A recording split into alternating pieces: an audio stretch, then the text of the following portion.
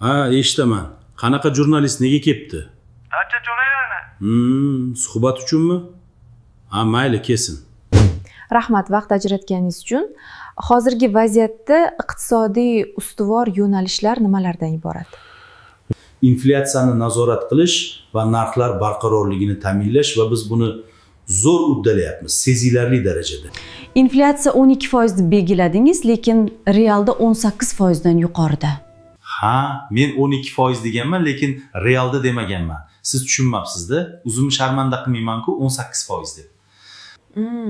Banklar qachon erkin bo'ladi? Nega bu banklarga hamma aralashaveradi? Hattoki hokim ham aralashadi. Hokim xohlaganiga kredit ber deb bankka buyruq beradi. Bu g'alati emasmi? Bankka hokim aralashmaslik kerak aslida. Ha, bu yer yangi O'zbekiston, bu yerda hamma narsa mumkin bizga va hokimga. Siz chetdan 2% lik kredit olib, xalqga 35% bilan beryapsizlar. Bu xalq uchun katta zarar-ku. Bunga nima deysiz? Menga qarang, bu yerda iqtisod va moliya vazirligi yozib qo'ygan. Xalq manfaatlari deb yozilmagan. Tushundingizmi?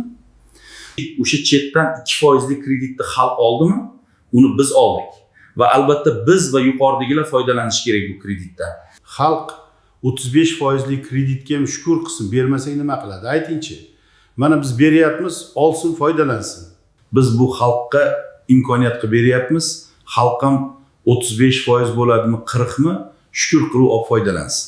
35% lik kredit olgan xalq buni qanday qaytaradi? Uning uchun nima ish qilish kerak? Olmasin, biz majburlayapmizmi?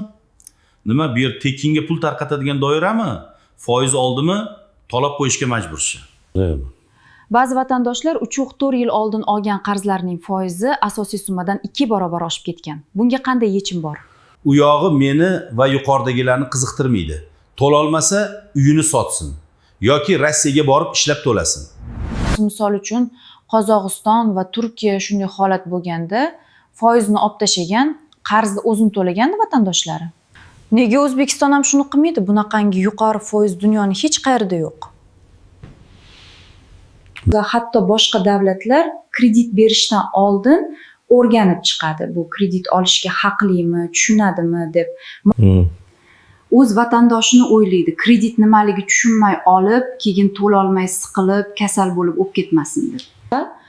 Bu sizni gapingiz gap emasda, Rossiyaga borib ishlab to'lab qo'ysin deyish. Siz diplomni qayerdan olgansiz? Sizni kim bu vazifaga o'tkazib qo'ygan?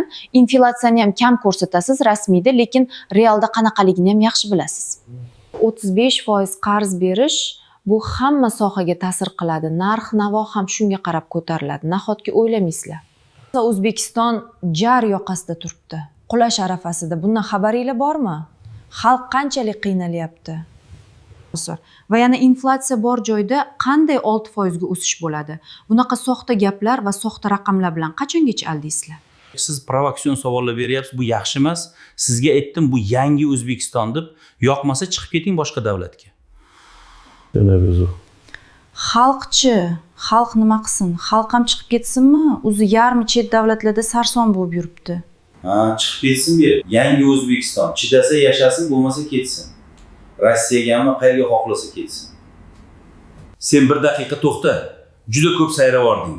Senga ham chora ko'ramiz. Qaytib bunaqa savollar bera olmaysan. Allo, Qo'ybosarov, qaytasan, senga topshiriq bor.